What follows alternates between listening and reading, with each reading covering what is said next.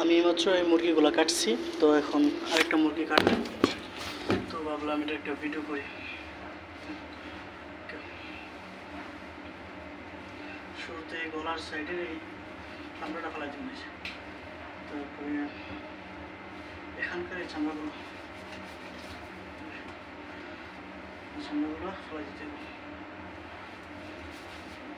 তারপর হচ্ছে আপনার ডিম পুটকি এটা ফেলাই দিলাম।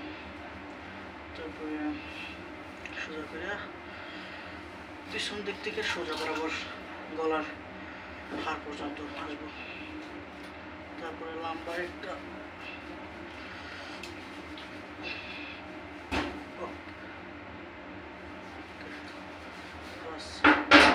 হাতের রোগ টানা মারছে।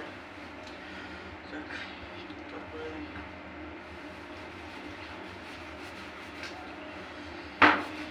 মানে 8 পিস ছিল আর কি, এমনি রেগুলার 4 পিস ছিল, তবে এটা রাত্রের জন্য, রাত্রে যদি কখনো তরকারি রান্না হয় তো 8 পিসই হয় একটা মুরগি। যে এগুলোকে পরিষ্কার করে ফেলাই দিতে হবে, এগুলো দেখার সমস্যা।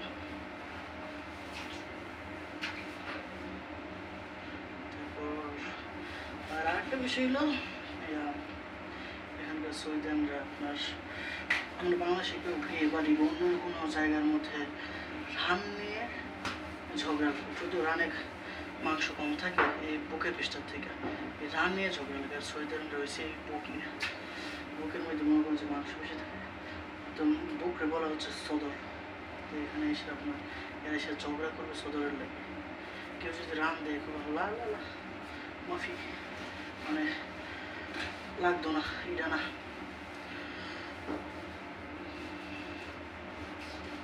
তাহলে সদর দিতে বুক দিতে, বুকের মধ্যে মাংস বেশি কেউ।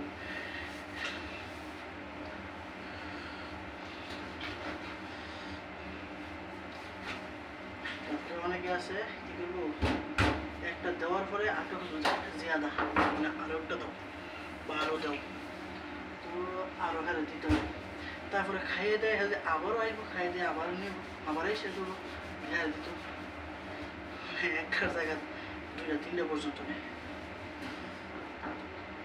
দুইটা বুঝাই গেছে গা, কিন্তু মুরগি একটা বাকি আছে, তাই তার করলাম না, এটা দেখে লাগছে।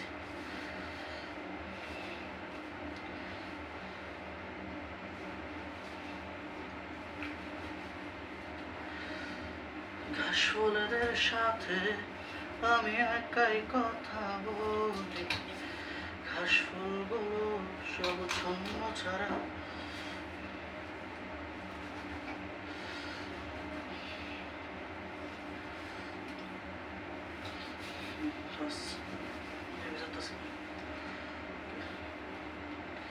হয়ে গেলে সে করে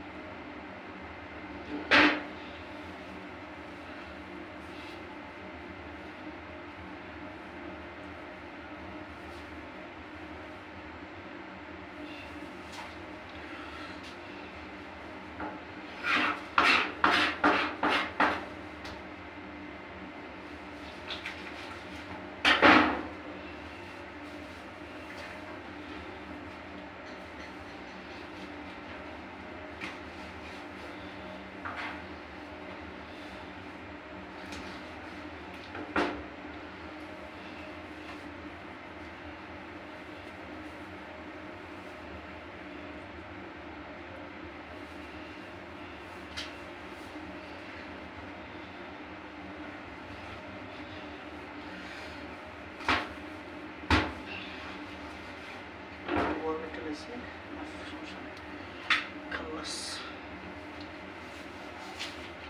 গ্লাভসটা নেওয়া লাগবে,